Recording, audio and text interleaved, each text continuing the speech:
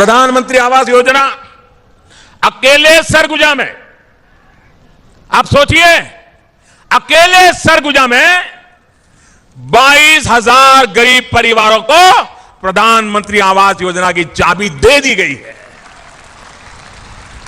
कांग्रेस के राज में पहले पूरे छत्तीसगढ़ में इतना काम नहीं होता था, क्योंकि नोटें बिस्तर के नीचे चली जाती थी, बोरे में बंद हो जाती थी। नमस्कार साथियों, फिर से हम आपके एक नए वीडियो में आपका स्वागत करते हैं। पीएम आवास योजना के लाभार्थियों के लिए बहुत बड़ी खुशखबरी है। पहला इंस्टॉलमेंट जो है वो पीएम आवास योजना का मिलना शुरू हो गया है। या आप चौंकिए मत, जिन लाभार्थियों ने पीएम आवास योजना के अंतर्गत अप्लाई किया था उनका जो है पैसा मिलना शुरू हो गया है। सरकार ने जब कहा था कि 3 करोड़ लाभार्थियों को पीएम आवास योजना के अंतर्गत लाभ मिलने वाला है, तो उसी दिन से प्रक्रिया शुरू हो गई थी। जिन लाभार्थियों ने इस पर फोकस किया, आज उसका जो है पहला इंस्टॉलमेंट उनके बैंक खाते में मिलना शुरू हो चुका है। जिन लाभार्थियों ने जुलाई में 1 जुलाई को अप्लाई किया था, 1 जुलाई को, आज उनका लिस्ट निकल के आ चुका है। और जिन लाभार्थियों ने जून में अप्लाई किया था उनके बैंक अकाउंट में पैसा मिलना शुरू हो चुका है। आपको हम स्टेप बाय स्टेप इस वीडियो में पूरा प्रोसेस बताने वाला है, इसलिए वीडियो के अंत तक जरूर बने रहिएगा। अगर चैनल पर नए हैं तो चैनल को सब्सक्राइब जरूर कर लीजिएगा।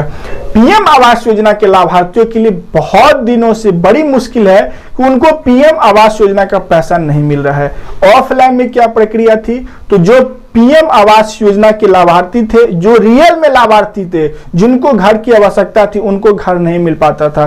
ब्लॉक पे जाके, जिनके पास घर भी है वो ब्लॉक पे जाके कुछ घूस दे करके अपना पीएम आवास योजना का काम करवा लेते थे। लेकिन यह प्रक्रिया खत्म हो चुका है। जो पीएम आवास योजना के लाभार्थी हैं, जिनको सच्चे में घर की आवश्यकता है, उन्हीं को घर मिल रहा है क्या?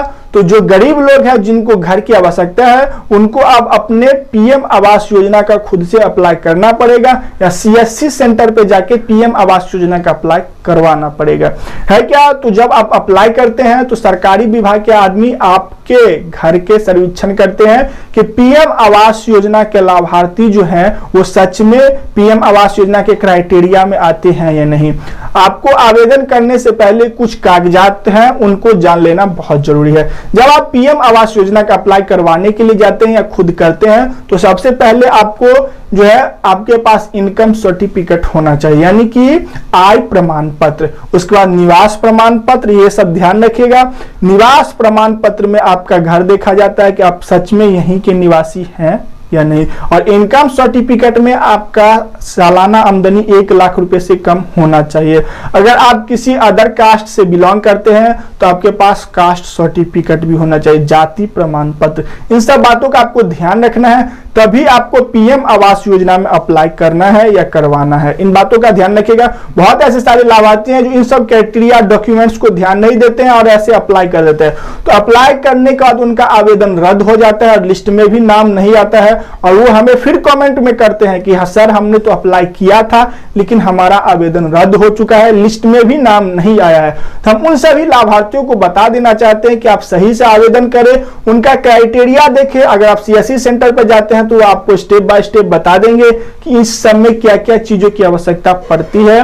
सबसे पहले आपके पास राशन कार्ड, उसके बाद इनकम सर्टिफिकेट, रेसिडेंसी सर्टिफिकेट और कास्ट सर्टिफिकेट, ये आपके पास रहना चाहिए। आधार कार्ड, पैन कार्ड और पासबुक, और किसी भी चीजों की आवश्यकता नहीं है। आपके पास एक पासपोर्ट साइज फोटो भी होना चाहिए। इन सब बातों का आपको ध्यान रखना है, तभी आपको पीएम आवास योजना में अप्लाई करना है। जब अप्लाई कर देते हैं आप, तो लिस्ट में आपका नाम आ जाता है। लिस्ट में नाम आने के बाद उसका आपका जियो टैगिंग होता है और 1 महीने के अंदर ही पीएम आवास योजना का पैसा आपके बैंक खाते में ट्रांसफर हो जाता है क्या? तो बहुत दिनों से जिन बंदों का लिस्ट में नाम है या पेंडिंग है, उनको छोड़ देना है और आपको दोबारा से अप्लाई करना है। जो बीत चुका उस पर फोकस नहीं करना है, क्योंकि सरकार डिजिटल तरीके से आप पीएम आवास योजना का सर्वेक्षण कर रही है। अगर लिस्ट में आपका नाम पहले से ही है तो आपको पैसा मिलेगा, लेकिन इसमें बहुत टाइम लग जाएगा, क्योंकि सरकार पिछले वाले मुद्दे पर धीरे धीरे फोकस करती है, उतना नहीं करती है। अगर आप नए आवेदन करते हैं तो आपको पीएम आवास योजना का पहला इंस्टॉलमेंट जो है वो 1 महीने के अंदर ही मिल जाएगा। जिन लोगों ने